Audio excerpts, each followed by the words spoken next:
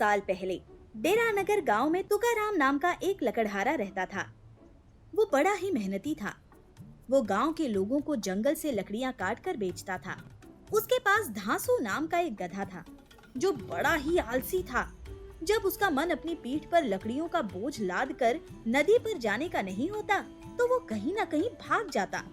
तुकाराम बड़ा परेशान होता क्योंकि उसे लकड़ियों के लिए नदी पार करके ही जाना पड़ता था। नदी उसके घर से दूर थी। उसे लकड़ियां उठाकर जाने में बड़ी तकलीफ होती थी। वो अपने गधे धांसू को प्यार से भी समझाता, मारकर भी समझाता, लेकिन धांसू ने तो जैसे कसम खा रखी थी कि उसे कुछ भी नहीं सुनना। बस चारा खाता और सोता। काम करने का तो उसका दिल ही नहीं करता था। धांसू तुकाराम के पिता के समय से उसके घर में था। तुकाराम उसे अपने भाई की तरह प्यार करता था, लेकिन वो धांसू के आलस से बहुत ही परेशान हो चुका था। एक बार तो पूरे हफ्ते तुकाराम को अपने सर पर लकड़ियों का बोझ लेकर नदी तक जाना पड़ा। उस दिन तुकाराम ने निश्चय किया कि अब तो वो धांसू को बेच देगा और उन पैसों से दूसरा गधा लाएगा जो उसके काम में मदद करे। तुकाराम ने गांव के कई लोगों से ये बात कही कि वो अपने गधे धांसू को बेचना चाहता है, लेकिन गांव के लोग ये जानते थे कि तुकाराम का गधा कितना आलसी है। इसलिए गांव का कोई भी व्यक्ति उस आलसी गधे को खरीदने के लिए तैयार ही नहीं हुआ। तुकाराम ने आसपास के गांव के लोगों से भी इस बारे में कहा, लेकिन धांसू के आलस की चर्चा सब जगह फैल चुकी थी। एक दिन तुकाराम और धांसू को नदी से घर वापस आने में देर हो गई। रास्ते में उन्हें डाकू मिल गए। डाकुओं ने तुकाराम को पकड़ लिया और तुकाराम से कहा, तुम्हारे पास जो भी कुछ है वो सब हमें दे दो। तुकाराम ने कहा, डाकू महाराज, मैं तो एक गरीब लकड़हारा हूँ, मेरे पास आपको क्या मिलेगा? डाकुओं ने कहा, हमने तुम्हारी और तुम्हारे गधे की चर्चा सुनी हुई है।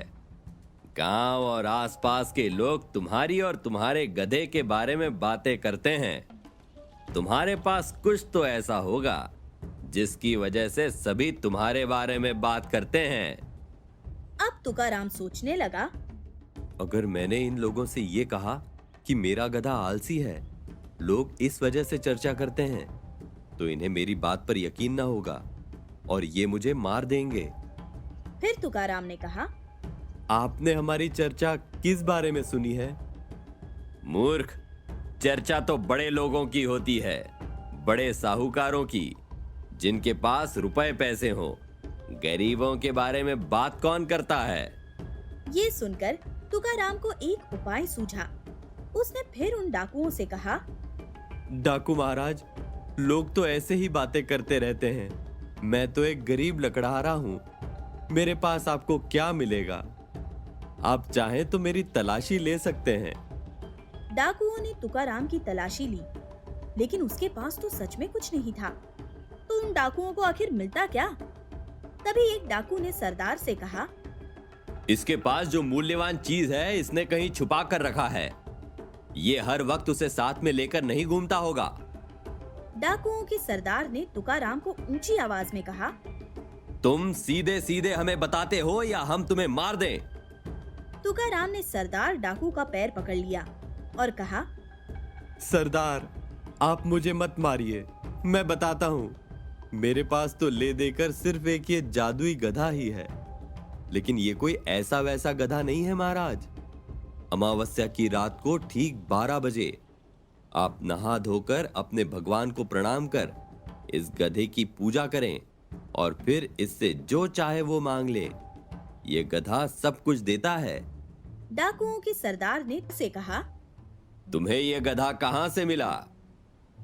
ये गधा मुझे मेरे पिताजी ने दिया था। डाकुओं के सरदार ने कहा, ठीक है, अब से तुम्हारा ये गधा हमारा हो गया। ये सुनकर तुरंत तुकाराम ने कहा, नहीं महाराज, अगर आप ये गधा छीन कर ले जाएंगे या जबरदस्ती ले जाएंगे तो ये आपके किसी काम का नहीं होगा। आपको अपना सारा धन इस गधे के बदले में देना होगा, तभी ये गधा आपको वरदान देगा, नहीं तो आपको कुछ भी नहीं मिलेगा। डाकू लालच में आ गए। उन्होंने कहा, ठीक है, तुम यहीं रुको, हम जाकर अपना सारा धन लेकर आते हैं। ऐसा कहकर डाकू तुकाराम और उसके गधे धांसू को वहीं छोड़कर अपना सारा पैसा लेने चले जाते हैं। तुकाराम बड़ा खुश हो जाता है कि कहाँ तो वो इस धांसू को कम कीमत में भी बेचने को तैयार था, लेकिन अब उसे धांसू के बदले में बहुत सारा पैसा मिल जाएगा। वो धांसू से कहता है, अब तुम्हें भी समझ आएगा। जब ये डाकू तुम्हें ले जाएंगे और अमावस्या के दिन तुम उनकी इच्छा पूरी नहीं कर पाओगे तो ये तुम्हें बहुत मारेंगे और मैं तो सारा धन लेकर शहर चला जाऊंगा। धांसू मन ही मन सोचता है, ये कितना दुष्ट है। ये मुझे इन दुष्ट डाकुओं के हाथ बेचकर इतना पैसा लेकर भाग जाने की बात कर रहा है। धांसू सोचता है और मन में बातें करता है। तुकाराम, तुझे तो मैं अभी भी नहीं छोड़ूंगा। तभी डाकू अपना सारा लूटा हुआ धन लेकर वापस आते हैं और तुकाराम से कहते हैं, ये लो, हम अपना सारा धन ले आए हैं। अब तो इस गधे का वरदान हमारे लिए काम करेगा। हम जो चाहेंगे ये हमें देगा। हाँ सरदार, जरूर देगा। तुकाराम बोलता है, इसका ख्याल रखना। मैं इसे अपने भाई की तरह मानता हूँ और जाने से पहले इसके गले मिलना चाहता हूँ। डाकू भी सोचते हैं कि इस गधे ने तुकाराम को बहुत कुछ दिया होगा, तभी आज तुकाराम इसे छोड़कर जाने में इतना दुखी हो रहा है। तुकाराम गधे के गले लगता है और उसके कान में कहता है, तूने मुझे जितना दुखी किया है, अब उन सब दुखों का हिसाब तुझे पूरा करना पड़ेगा।